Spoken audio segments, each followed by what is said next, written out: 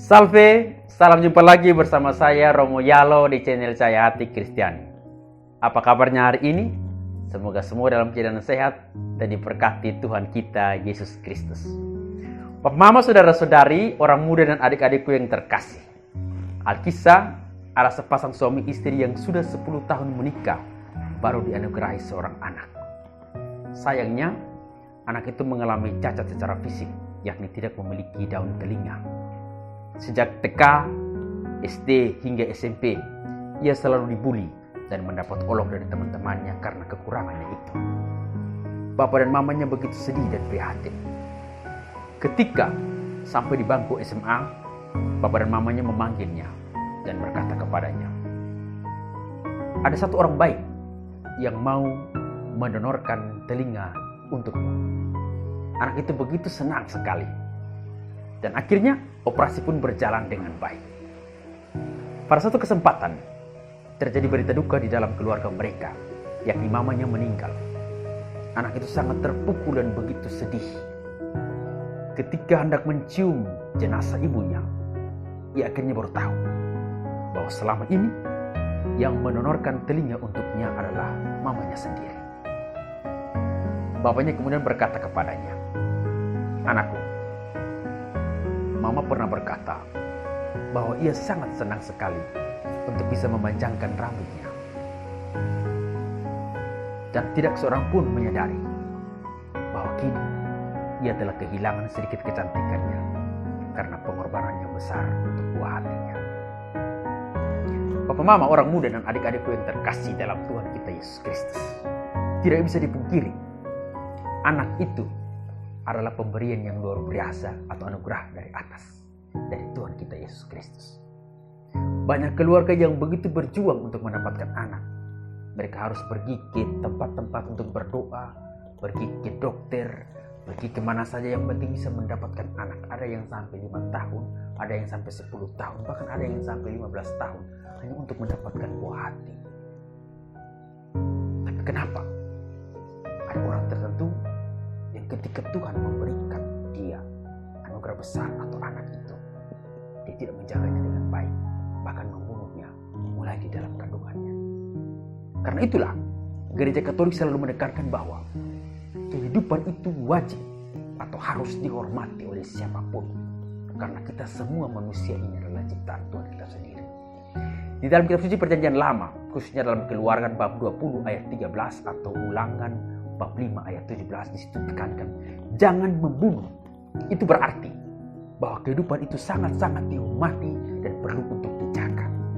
Begitu pula dalam Perjanjian Baru, Rasul Paulus di dalam surat yang pertama kepada jemaat di Korintus bab 8 ayat 6 menekankan bahwa yang daripadanya berasal segala sesuatu dan yang untuk dia kita hidup. Maka itulah Gereja Katolik meyakini bahwa siapapun tidak bisa membinasakan orang lain atau sesamanya atau anaknya. Maka itulah di dalam kitab hukum kanonik, teristimewa dalam kanon 1398, ditekankan bahwa siapa yang melakukan pembunuhan atau aborsi akan dijatuhi ekskomunikasi secara otomatis.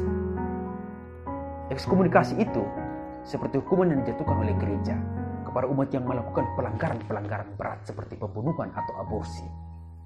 Dan ia dilarang untuk menerima komuni atau menerima sakramen lain sampai ia bersedia menunjukkan penyesalan yang utuh dengan cara pertobatan yang penuh. Maka itulah saya tekankan kepada Anda semua pada kesempatan atau pada renungan ini. Ketika engkau mendapatkan buah hatimu yang dianugerahkan dari Allah, jangan engkau sia-siakan atau jangan engkau bunuh. Terkhusus untuk orang muda, pacaran itu adalah saling pengenalan. Karena kebanyakan orang-orang selalu katakan bahwa inti dari pacaran itu adalah seks. Tetapi pada kesempatan ini Romo menekankan, seks itu tidak sama dengan pacaran. Pacaran itu engkau saling mengenal, dan seks itu hanya terjadi ketika engkau sudah mengikat janji di depan altar Tuhan dalam sebuah pernikahan kudus. Ya. Ada orang yang katakan bahwa kawin boleh, hamil jangan, atau dengan satu istilah endos, enak tapi dosa. Itu sesuatu yang salah. Karena ingat baik-baik, ketika Anda di dalam pacaran itu dan sudah melakukan persetubuhan atau hubungan seks dan akhirnya ada janin di dalam, engkau akan bingung mau buat bagaimana lagi. Dan kemudian engkau berpikir secara sempit harus membunuhnya karena kita belum menikah atau kita masih pacaran dengan waktu yang singkat. Itu sebuah pelanggaran atau dosa yang besar. Kamu tahu, ada begitu banyak faktor-faktor yang membuat orang akhirnya harus aborsi. Ini juga faktor ekonomi, faktor banyaknya anak, atau paksaan dari pasangan, atau juga keselamatan itu. Tetapi di dalam gereja Katolik selalu menekankan bahwa apapun intensinya, apapun maksudnya, aborsi itu terhitung dosa yang besar. Di dalam Gaudium et Spes ditegaskan bahwa di dalam situasi apapun, aborsi adalah kejahatan mengerikan. Pembunuhan anak itu melanggar hukum ilahi. Karena itu bahwa adik-adikku yang terkasih dalam Tuhan kita Yesus Kristus, saya mengingatkan kepada kita semua, hargai pemberian Tuhan, hargai anak yang ada di dalam perut. Jangan engkau sia-siakan. Jangan karena kita berpikiran sempit, kita harus minum obat, kita harus buat supaya dia mati di dalam perut, kita melakukan aborsi, pergi ke dukun atau lain sebagainya. Yang harus kita ingat bahwa kita wajib bertanggung jawab untuk apa yang sudah kita perbuat. Sekali lagi, kita wajib bertanggung jawab untuk apa yang sudah kita perbuat. Alkisah, seorang malaikat bertanya kepada Tuhan seperti ini. Tuhan, apa kekurangan terbesar dari seorang laki-laki? Kemudian Tuhan menjawab, kekurangan dari seorang laki-laki adalah memiliki nafsu yang sulit untuk terkontrol. Kemudian malaikat itu bertanya lagi, Tuhan, kalau begitu apa kekurangan terbesar dari seorang wanita?